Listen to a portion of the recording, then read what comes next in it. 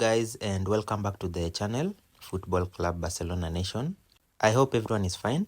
It's match day, Barca vs Valencia, and in today's video we have the match preview and also the presser for Hansi Flick all in one video.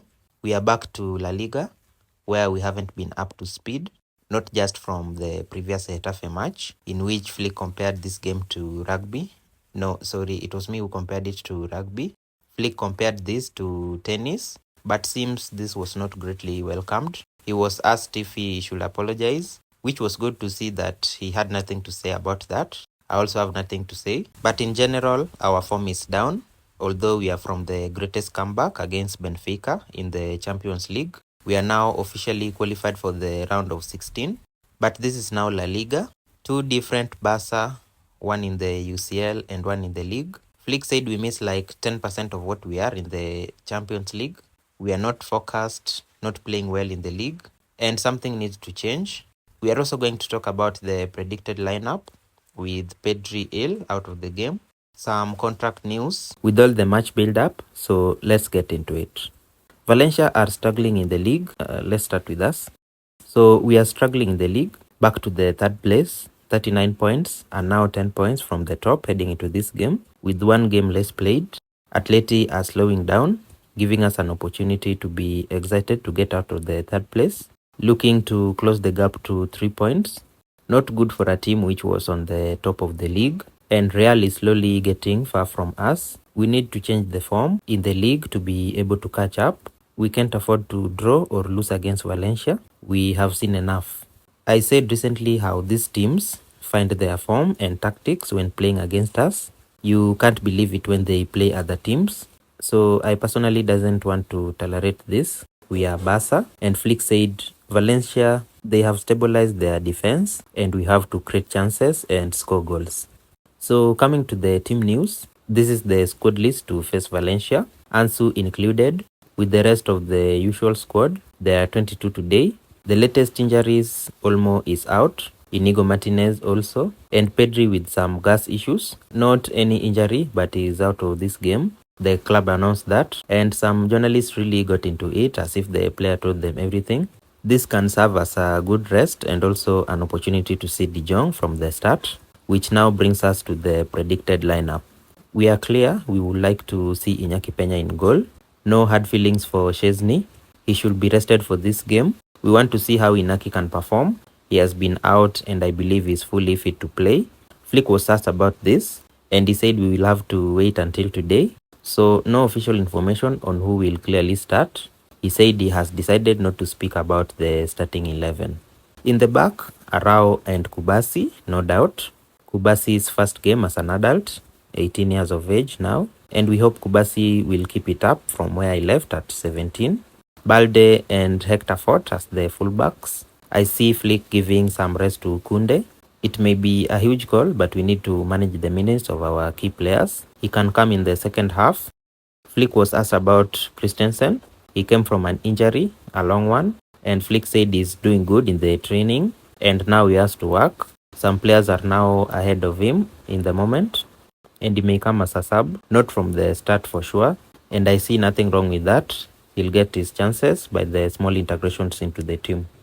In the midfield, with Pedri out, De Jong and Casado to come in, this should be a three-man line in the midfield. Flick was asked about Pedri yesterday in the press conference. He said he's 100% fit, so he has played many games and whether he should be rested. And Flick said although we need fresh legs, we will have some changes, and with him now officially out, let him recover and rest. A good time to see him take no part in this game. So quick recovery and get ready for the next game. And the front three, I see Flick going with the same, Yamal, Rafinha and Lewandowski. So we have the rest of the squad. Flick was asked about Pau Victor in particular and where he can play as a left winger. So last year he played for Barca B and he had a good pre-season. We haven't seen him much, but at the end, Flick said every match is tough and it's not always easy to give the minutes everyone needs. We also need to bring other players in and he will surely get his chances. Coming to the team news, I'm going to talk about Arao's contract. So he signed a new deal and he has a 65 million release clause. Note the 1 billion clauses we've had on the players we would like to keep as the face of our project, the likes of Pedri, Gavi, and this means he's not 100% tied to the club. We will see how it goes. We have no full authority on his future, and this summer we'll still have rumors about his future with a potential exit at 65 million. The clause will, however, rise to 80 million next year, 2026. So some clarity is still lacking on what will happen in the summer.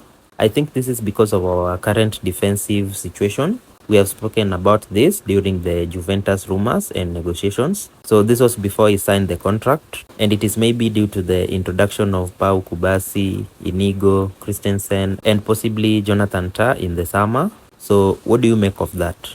We have also renewed Gerard Martin, working on Pedri, Yamal, and so on. The latest being Gerard Martin and Arao.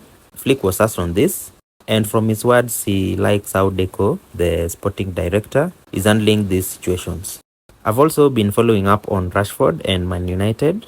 He's been abandoned by the club. Ruben Amorim, the coach, he doesn't count on him for sure. I don't remember when I last saw him on the pitch. And with the Barca links, the media claims that Hansi Flick is the type of coach that will bring the best of him. I mean, of course, we have almost the similar situation with Ansu, but it's a different reason. We'll see how the January transfer window goes, and we'll continue following this Rashford case. So that wraps up the press conference ahead of tonight's game and the match preview. It's a must win for us to close the gap, remain at least in the title race, regain the momentum, and find some response in the league. Let's start strong, win this game in a Barca style. We expect no mistake this time round, and this is going to be a match to answer so many questions ahead of the season. So before I go, congratulations to the Barca Femin team. They always set the pace for us. They have, and good memories in the Super Copa. 2-second silence. So we are hoping for a huge win, playing our philosophy, seeing the confidence rise in the players. See you after the game with all the match analysis. Thank you for watching Visca El Barça.